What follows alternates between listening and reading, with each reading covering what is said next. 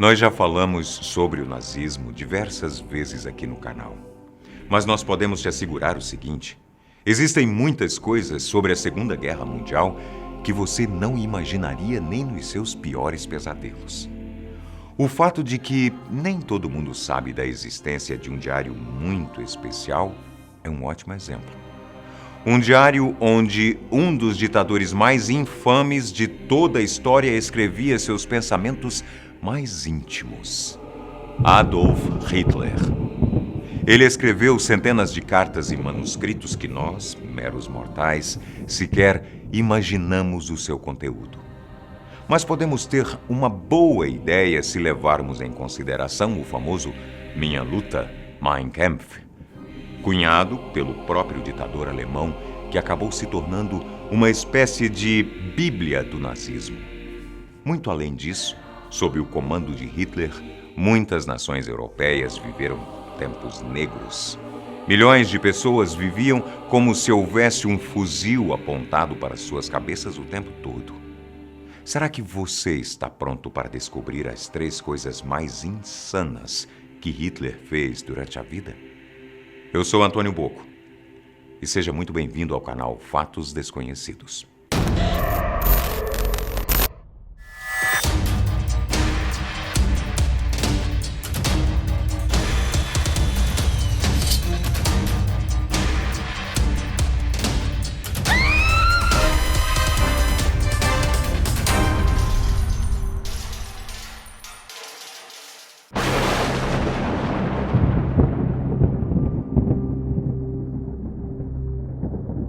Papa Führer. Para todos os efeitos, Hitler costumava levar uma vida bastante discreta, apesar de ter sido um maníaco egocêntrico. Prova do grande amor que ele tinha por si mesmo foi quando decidiu que as escolas católicas da Alemanha não o exaltavam como ele achava que deveriam. Mas, para ele, era muito fácil de resolver essa questão. Mandou que retirassem todos os crucifixos das paredes das salas e os substituíssem por fotos suas. Não é como se as pessoas pudessem se manifestar contrárias a isso na época, mas depois de se colocar de modo figurado no lugar de Cristo, Hitler tomou uma decisão ainda mais ambiciosa. Ele pensou: se não posso ocupar o lugar de Deus, então ocuparei o lugar da pessoa mais importante para os cristãos, o próprio Papa. O que quase ninguém sabe é que isso fazia parte do plano de Hitler de acabar com todas as religiões existentes e se declarar Deus da Alemanha.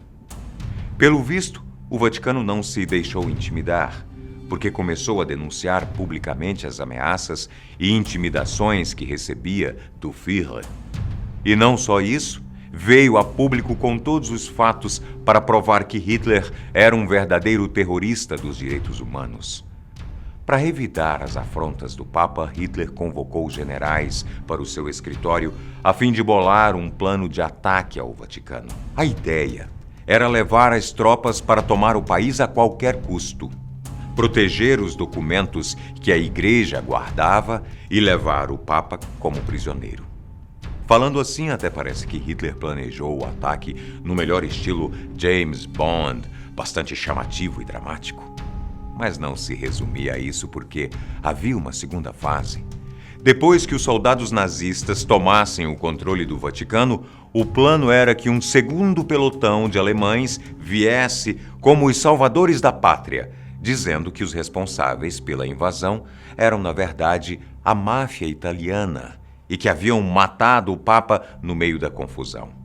Aparentemente, os alemães estariam ali para salvar o Papa, quando o objetivo real era matá-lo. O que mais bizarro nisso tudo é que matar o Papa Pio XII não garantia nenhuma vantagem a Hitler ou ao seu governo nazista. No fim, tudo se resume a um ato de vaidade extrema de uma das mentes mais insanas da história. E consegue ficar ainda pior: fábrica de bebês nazistas. Hitler e seus aliados tinham uma fixação meio estranha por bebês. Durante a ascensão do Führer, milhares de crianças fizeram parte do programa Lebensborn, que tradução livre significa fonte da vida. As Lebensborn eram uma espécie de creche que preparava as crianças para serem cidadãos alemães perfeitos, física e intelectualmente. Não entendeu o que é que isso quer dizer? De uma maneira muito simples, as Lebensborn criavam essas crianças para estarem no auge da sua condição física e garantiam que todas elas estivessem de acordo com o padrão de beleza nazista. Isso quer dizer que as crianças recebiam uma dieta restrita e muito rigorosa. Eram educadas e doutrinadas a pensar e agir como um nazista. E acredite se quiser, tomavam banhos de luz ultravioleta para clarear os cabelos. Tudo para transformar os bebês em crianças brancas e louras, de acordo com o que o Estado considerava ideal. Aí você nos pergunta, mas de onde vinham tantos bebês? A resposta é de diversos lugares, e a expansão do território alemão foi decisiva para isso. Durante as invasões, os soldados escolhiam as jovens de melhor aparência para procriarem. No melhor estilo Gengis Khan, os alemães nazistas viram nesses bebês a chance de dar início a uma era ariana, com uma raça sorridente, loura e de olhos azuis.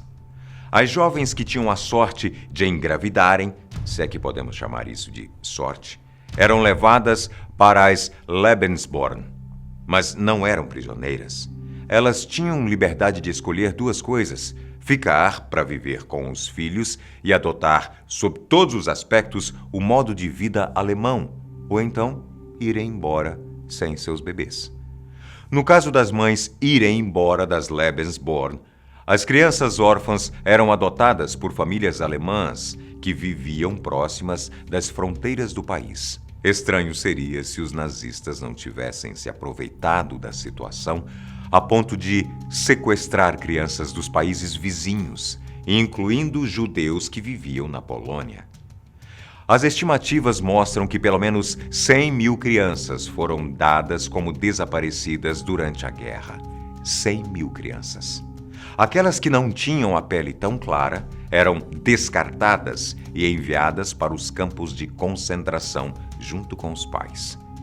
O mesmo se aplicava às crianças que eram resistentes aos ensinamentos nazistas e não tinham origem germânica. Basicamente, quem não se enquadrava no padrão era mandado para as câmaras de gás. Para você ter uma ideia, cerca de 250 mil crianças que passaram pelo programa Lebensborn foram executadas. No Museu do Holocausto, em Washington, D.C., você pode ver com seus próprios olhos verdadeiros tanques, piscinas, se você me permite o exemplo, cheias, lotadas de sapatos de crianças que tiveram esse destino durante a Segunda Guerra Mundial, sob o governo nazista. Surpreendente mesmo é o fato de que muitas famílias judias preferiam entregar seus filhos para o Lebensborn, com a esperança de que elas não fossem levadas para os campos de concentração. Dos milhares de bebês que passaram pelo programa, só 25 mil voltaram para suas famílias de origem. E das muitas que ficaram órfãs na guerra, tiveram aquelas que renegaram seus verdadeiros familiares, dizendo serem superiores e de raça pura. O Diário do Diabo.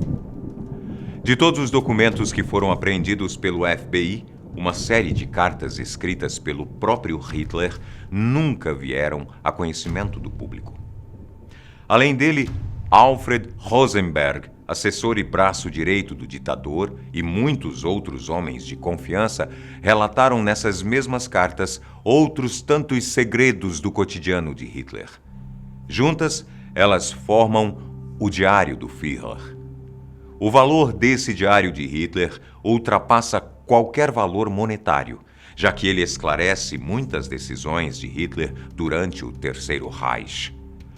Algumas chegam a ser extremamente contraditórias se tomarmos como verdade a máxima que ele detestava todo e qualquer judeu. Pode parecer uma ideia completamente louca, mas Hitler chegou mesmo a proteger alguns judeus, mas os escolhia a dedo.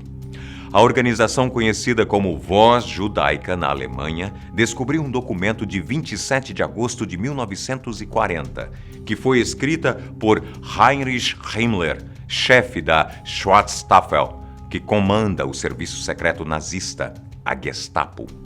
Nele, sob ordens de Hitler, o juiz judeu Ernest Haas foi poupado pelo partido, protegido da perseguição aos judeus e mandado para a Itália. O motivo?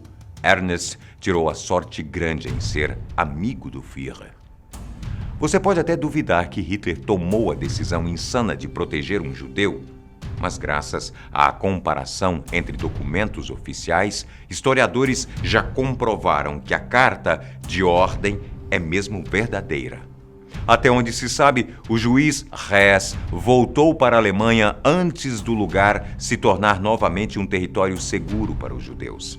Outra coisa que ele não sabia era que a ordem de Hitler havia sido revogada, então ele acabou capturado e obrigado a trabalhar como escravo. Ele poderia ter morrido no momento em que voltou à Alemanha, mas sua influência e contatos o fizeram escapar da morte.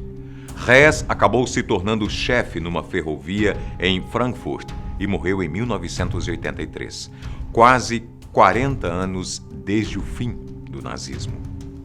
Esse é só um dos muitos arquivos que estão sob proteção de juízes e advogados. E com certeza, existem outros trechos que podem não ser divulgados jamais. Pelo que dizem, essas cartas que formam o Diário de Hitler poderiam incitar uma nova onda de comportamentos radicais. Estes foram as 3 coisas mais insanas que Hitler fez durante a vida. E não se esqueça, os psicopatas estão em todo lugar. Às vezes ao seu lado, às vezes dentro da sua casa, às vezes no poder. Até o próximo vídeo.